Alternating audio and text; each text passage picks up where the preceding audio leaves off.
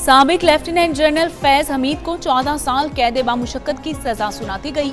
फैज हमीद को field general court martial में 4 इल्जामात पर सजा सुनाई गई।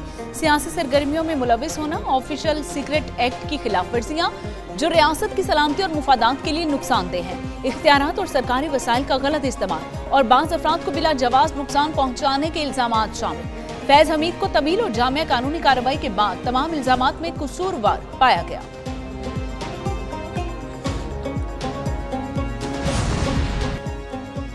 मुजरिम फैज हमीद के दीगर चंद मामलात में मुलवस होने को अलग से निपटा जा रहा है। सियासी अनासिर की मिली भगत से दानिस्ता तौर पर सियासी इश्तियाल अंगेजी और अदम इस्तेहकाम पैदा करने का इल्जाम भी शामिल। फैज हमीद के खिलाफ आर्मी एक्ट के तहत 12 अगस्त 2024 को फील्ड जनरल कोर्ट मार्शल की कार्रवाई शुरू हुई, जो 15 माह जारी रही। फील्ड जनरल कोर्ट मार्शल ने तमाम कानूनी तकाज़ों को मलहूज़ खातिर रखा। मुलजिम को तमाम कानूनी हुकूक फराहम किए गए। मर्जी की दिफाई टीम रखने का इख्तियार हासिल था। मुजरिम को मुतालिका फोरम पर अपील का हक भी है।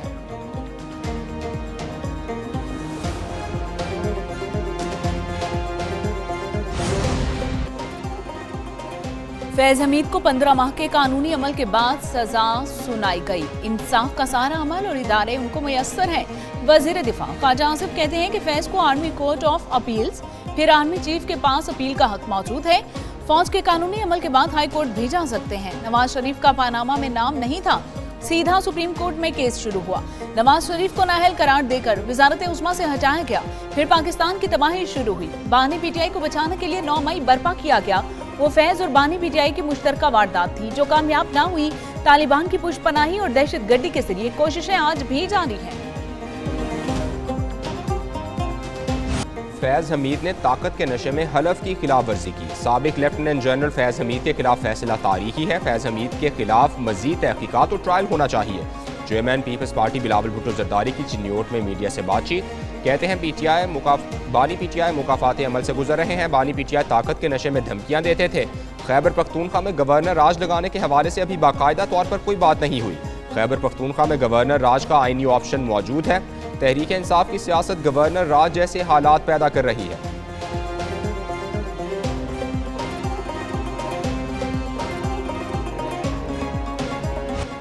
रेड लाइन क्रॉस करने वाले शख्स को सजा हुई है। तारीखी फैसले से हक और सच की फतह हुई। विफाकी वजीर इत्तलात तथा तारक कहते हैं कि कोई शख्स कानून से बानतर नहीं। फैज हमीद पर सरकारी वसाइल के गलत इस्तेमाल का इल्जाम साबित हुआ। फैज हमीद मुशीर के तौर पर पीटीआई की मदद करते रहे। इसके साथ साथ फौज में खुद एहतसाबी का अमल बहुत मजबूत। फैज के खिलाफ फैसला आया, इसका सबूत है। फैज हमीद को दिफा का हक मिला। शवाहिद की बुनियाद पर फैसला आया। सियासी मामलात की मजीद तहकीकात होंगी।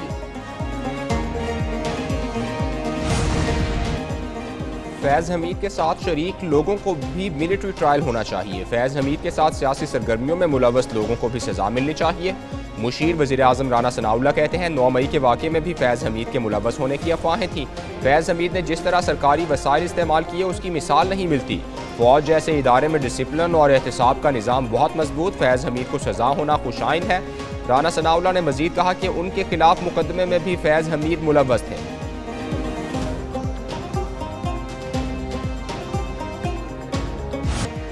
फैज हमीद को सजा इब्तदा है। 9 मई के केसेस पर भी जल्द फैसला आएगा। पीटीआई के जो लोग समझ रहे हैं कि हम बच गए, उनका एहतसाब भी जल्द होगा। सेनेटर फैसल वावदा कहते हैं कि मुल्क में जो बदमाशी और गुंडागर्दी करेगा उसके खिलाफ एक्शन होगा। फील्ड मार्शल को क्रेडिट जाता है कि एहतसाब की बुनियाद अपने इदारे से रखी। इतने ताकतवर आदमी का एहतसाब 75 साल तारीख में नहीं हुआ। फैज हमीद को 14 साल सजा अभी एक केस में हुई है। 9 मई का हकीकी मंसूबा साज बानी पीटीआई है। उन्होंने मुल्क, सियासत और जमहूरियत को नुकसान पहुंचाया। सितारों वालों को सजा हो सकती है तो कोई चांद भी नहीं बचेगा। वज़ीर आज़म के कोऑर्डिनेटर इख्तियार वली कहते हैं कि कुछ दिन पहले सख्त ट्वीट्स आईं, अब उनकी बारी भी आने वाली है। खैबर पख्तूनख्वा का वज़ीर आला जो बढ़ चढ़ कर बोलता है वो कुछ भी नहीं। इश्क बानी पर कांटा लग चुका, अब सिर्फ इश्क पाकिस्तान होगा। पाकिस्तान की सियासत में अब ये गुंजाइश बाकी नहीं कि इदारों पर लान तान हो। दुश्मन ममालिक से इंटरव्यू में मुल्क के खिलाफ हर्जा सराई की इजाज़त नहीं।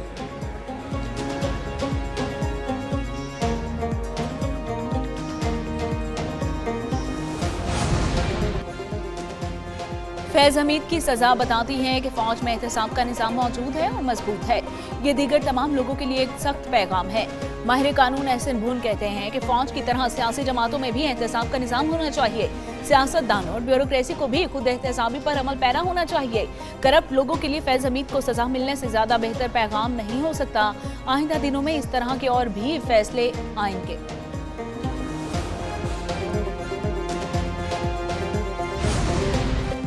फैज़ हमीद एक इदारे का मुलाजिम है, सजा अंदरूनी मामला है। वज़ीर आला खैबर पख्तूनख्वा सुहेल आफरीदी की अडियाला जेल के करीब दाखिल नाके पर मीडिया से गुफ्तगू। कहा 10वीं मरतबा अडियाला जेल आए, बानी PTI से मिलने नहीं दिया गया, अदालती अहकामात के बावजूद मिलने नहीं दिया जा रहा।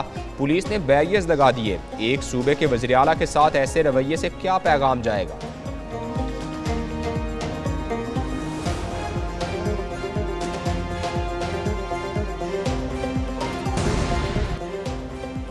नॉर्वे की सफीर की पाकिस्तान के अंदरूनी मामलात में मुदाखलत पर सख्त इक़दाम।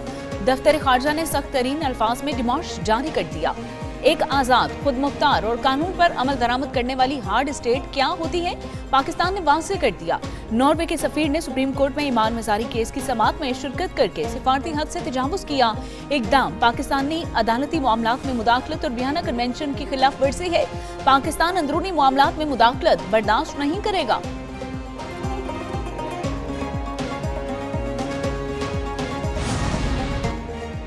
वज़ीर आज़म शहबाज शरीफ की तुर्कमानिस्तान के सदर से मुलाकात। पाकिस्तान और तुर्कमानिस्तान में तिजारती और इक़्तिसादी रवाबित मजबूत बनाने के आज़म का इजहार किया। कहा तुर्कमानिस्तान कराची और गवादर की बंदरगाहों से इस्तिफादा कर सकता है।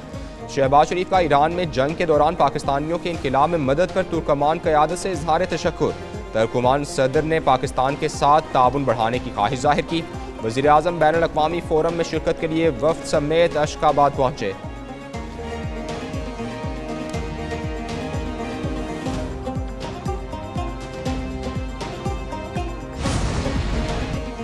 वज़ीर आला मरियम नवाज का पंजाब के हर शहर को खूबसूरत बनाने का आज़म। वज़ीर आला की ज़ेर सदारत खुसूसी इजलास। हर ज़िले, हर तहसील और हर शहर के ब्यूटिफिकेशन प्लान पर तफसीली ब्रीफिंग।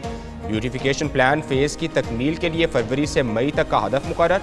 39 अजला में 132 ब्यूटिफिकेशन स्कीम 16 अरब 90 करोड़ की लागत से मुकम्मल होंगी। 97 ब्यूटिफिकेशन स्कीम्स के वर्क ऑर्डर जारी, 88 प्रोजेक्ट शुरू होंगे।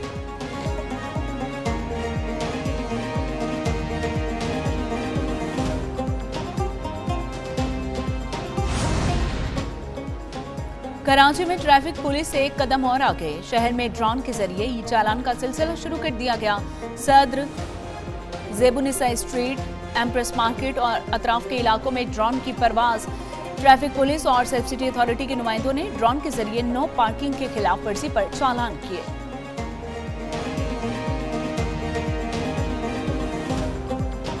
गुड्स ट्रांसपोर्टर्स का मुल्क भर में एहतजाज चौथे रोज भी जारी रहा। मुख्तलिफ शहरों में अशियाए खुरोनोश की तरसील में मुश्किलात का सामना। सदर ट्रांसपोर्टर्स एसोसिएशन शकील कुरैशी ने कहा कि हुकूमत की तरफ से किसी नुमाइंदे ने राबता नहीं किया। जब तक मुतालबात पूरे नहीं होते एहतजाज खत्म नहीं करेंगे।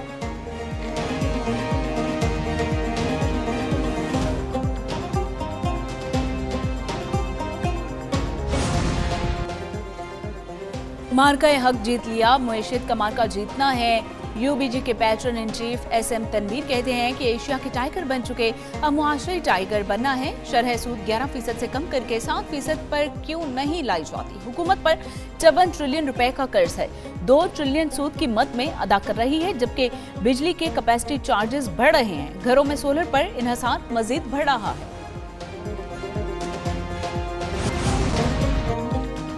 वज़ीर दाखिला मोहसिन नकवी की ब्रसेल्स में यूरोपीय यूनियन कमिश्नर बराए दाखिली उमूर और माइग्रेशन से मुलाकात। इसके साथ साथ गैर कानूनी इमिग्रेशन और इंसानी स्मगलिंग के खिलाफ इक़दाम बढ़ाने पर तबादला ख्याल।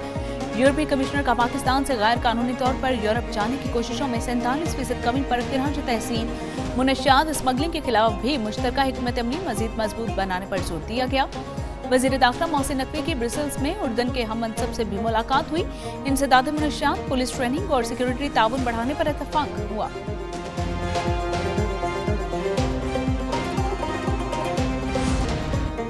ऑस्ट्रेलिया की T20 लीग बिग बैश में स्टार बल्लेबाज बाबर आजम का भरपूर खैर मकदम। BBL की टीम सिडनी सिक्सर्स ने पाकिस्तान के स्टार बैटर बाबर आजम के लिए मुनफरिद जर्सी नंबर मुतारिफ करा दिया। बिग बैश लीग का आगाज 14 दिसंबर को होगा, जिसमें Pakistani cricketer Babar Azam Sydney Sixers की नुमाइंदगी करेंगे।